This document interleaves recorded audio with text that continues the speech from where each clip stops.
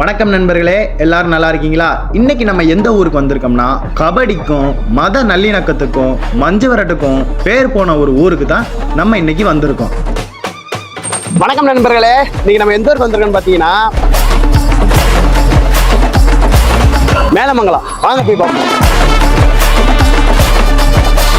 இந்த ஊர்ல கிட்டத்தட்ட 800க்கும் மேற்பட்ட குடும்பங்கள் வசித்து வர்றாங்க.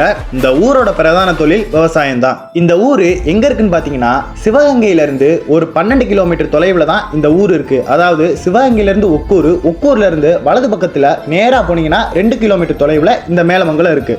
இந்த ஊர் மேற்கு பகுதியில் இருந்ததுனால மேலமங்கலம்னு பேர் வந்துச்சுன்னு அந்த ஊர் மக்கள் சொல்றாங்க. அது மட்டும் இல்லாம இந்த ஊர்ல உண்மையிலே ஒரு ஒற்றுமை என்னன்னு பாத்தீங்கன்னா, இந்த ஊர்ல ஜாதி மதம்னு பேருக்கு தான் இருந்தாலும் நீங்க எந்த இடத்துலயுமே அந்த பிரிவினையை இந்த ஊர்ல பார்க்கவே முடியாது.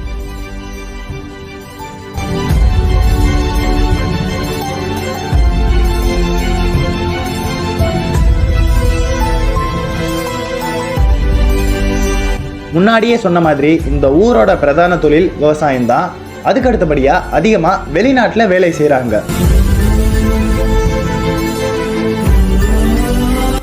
அதிக அளவுல இந்த ஊர்ல நீங்க கோயில்களை பார்க்கலாம்.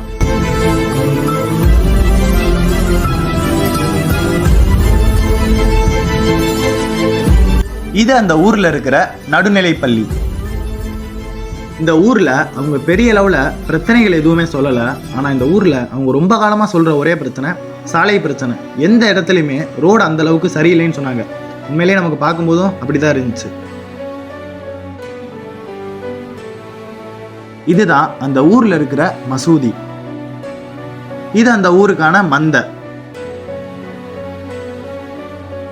வாங்க இப்ப நம்ம இந்த ஊரை பத்தி இந்த ஊர் மக்கள்கிட்டயே கேட்டு தெரிஞ்சுக்குவோம்.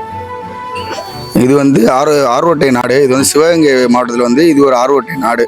எங்கள் கிராமம் வந்து ஆர்வட்டை வந்து 22 கிராமம். எங்களுக்கு தாய் கிராமம் வந்து 4 வட்டை, தலை கிராமம் வந்து ஒக்கூர் தான். அதை உள்ளடக்கி தான் இந்த கிராமம் இருக்குது, மேலமங்கலம். அதுக்குள்ள ஒரு நாடு தான் எங்கள் நாடு. மேலமங்கலம் ஒரு பஞ்சாயத்து. ஆமாம், அது தனி பஞ்சாயத்து. எங்கள் ஊர் வந்து ஒரு தனி பஞ்சாயத்து. மேலமங்கலத்தில் 5 கிராமங்கள் உண்டு இந்த பஞ்சாயத்து. ஒன்று கருங்கலக்குடி, சென்னடாயம்பட்டி, ஐயம்பட்டி, லட்சுமிபுரம். இது தலை கிராமம் வந்து பஞ்சாயத்து. மேலமங்கலம் பஞ்சாயத்து. அதே மாதிரி ஸ்கூலுமே வந்து எங்க ஊர்ல தான் கொஞ்சம் 8th வரைக்கும் இங்க இருக்கு. பக்கத்து ஊர்லலாம் கொஞ்சம் கிடையாது. அங்க உள்ளவுமே இங்கே தான் வந்து படிச்சுட்டு இருக்காங்க. அந்த ஸ்கூல் வசதி வந்து கொஞ்சம் இதாக தான் இருக்கு. ஆனா பட் வந்து ஸ்கூல் குவாலிஃபிகேஷன் எல்லாமே வந்து நல்லா சொல்லி தராங்க. ஆனா ரோடு தான் பிரச்சனையா இருக்கு எங்களுக்கு. தவிர மற்ற எல்லாம் கொஞ்சம் ஓகே தான். தண்ணி வசதி எல்லாமே ஓகே தான். மற்றபடி ரோடு மட்டும் நல்லா இருந்துச்சுன்னா எங்களுக்கு கொஞ்சம் நல்லா இருக்கும். அது என்னன்னு கோரிக்கை, அது மட்டும் கொஞ்சம் சப்போர்ட் பண்ணி கொடுங்க. இது வந்து ஸ்ரீ மங்களசுந்தரி அம்மன் கோயில். அம்மன் கோயில் தான் இது. அது பின்னாடி இருக்குது பிள்ளையார் கோயில். அதுக்கு பக்கத்துல வந்து இருக்குது மாரியம்மன் கோயில். இது வந்து நாங்க மே மாசம் முளைப்பாறை எடுப்பாங்க எங்க ஊர்ல வந்துட்டு பெண்களுக்காக. அது ஒரு 400 ரோடுல இருந்து ஒரு 500 ரோடுக்குள்ள வரும். அது வந்து ஃபர்ஸ்ட் நாள் வந்து வீட்டுல இருந்து எடுத்துட்டு வந்து மந்தையில வச்சிருவோம். அதுக்கப்புறம் ஊரே 2வது நாள் கோயில்லாம் சுத்தி நாங்க வந்து இந்த ஊர்நிலை தான் வந்து அமுக்குறது. அது ஒரு பெரிய திருவிழாவா நடக்கும். பெரிய திருவிழா இதுதான் எங்களுக்கு பெரிய திருவிழா. எங்க இந்து சமுதாயத்துல வந்து இது ஒரு பெரிய திருவிழாவா இருக்கு. எல்லாருமே சேர்ந்து சிறப்பா பண்ணுவோம். அந்த கோயிலோட மாடு தான் அந்த மாடு. அது வந்து அது சாமி மாடு. மஞ்சட்டுக்கு எல்லாத்துக்கும் இன்னொரு மாடு வந்து பசங்க எனக்குள்ள ஒரு மாடு தனியா இருக்கு. அது ஒரு மாடு வச்சிருக்கோம். இது 2 தான் இப்ப இங்க இப்போதைக்கு. எப்பவுமே நான் திருவிழான்னு கிடையாது. திருவிழா டயத்துல வந்து காப்பு கட்டி இருக்கனால அந்த வருஷம் அந்த டயத்துல வைக்க மாட்டோம். அதனால அது முடிஞ்சு வைப்போம். இல்ல அதுக்கு முன்னாடியே நாங்க வச்சிருவோம். இங்கதான் நடத்துவோம். அப்ப ரொம்ப பெருசா நடக்கும். இப்ப திருவிழா கபடி வச்சோம்னா எங்க ஊர் ரொம்ப ஃபேமஸ் அது. அதனால எல்லாருமே சேர்ந்து தான் கிராமமே வந்து நிக்கும். அது பெருசாவே நாங்க எப்பவுமே நடத்தாது. எல்லாருக்குமே தெரியும் தேவன் சீரம் டீம்னா கபடி டீம்னா இப்ப இல்ல.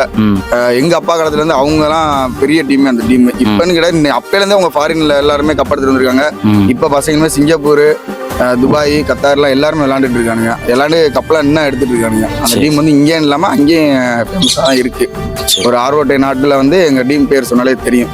2-3 தலைமுறையாவே விளையாடிட்டு இருக்காங்க. அப்படியே அடுத்தடுத்து பின்தொடர்ந்துட்டே இருக்காங்க அந்த கபடி விளையாட்டு. எப்பவுமே வருஷம் நம்ம ஊர்ல மேட்ச் நடத்திட்டு தான் இருக்கோம். அதே மாதிரி ஜென்ரேஷனுக்கு ஏற்ற மாதிரி அவங்கவுங்க அந்த ஏஜ்ல விளையாடிட்டு வந்துட்டே இருக்காங்க. இன்னும் கைப்பிடிக்கிட்டே வராங்க. அந்த விளையாட்டை நம்மளுடைய வீர விளையாட்டுங்கிறது அதை விடக்கூடாதுன்ட்டு அப்போலேருந்து இன்னும் பின்பற்றிக்கிட்டே வராங்க. சரி, ஊரிடத்துக்கு எல்லாம் ஒத்துழைப்பு கொடுத்து எல்லாம் பேசுனதுக்கு ரொம்ப நன்றினே. இந்த ஊரோட பெருமைகளை சொன்னதுக்கு நம்ம உண்மையிலே ரொம்ப நன்றியை தெரிவிச்சுக்குவோம். இப்போ நம்ம அந்த ஊர்ல இருக்கிற தூய வியாகுல அன்னை ஆலயத்துக்கு போயிட்டு இருக்கோம். இதுதாங்க அந்த கோவில். இந்த கோவிலோட திருவிழாக்கெல்லாம் பார்த்தீங்கன்னா அவ்வளோ அருமையாக இருக்கும்.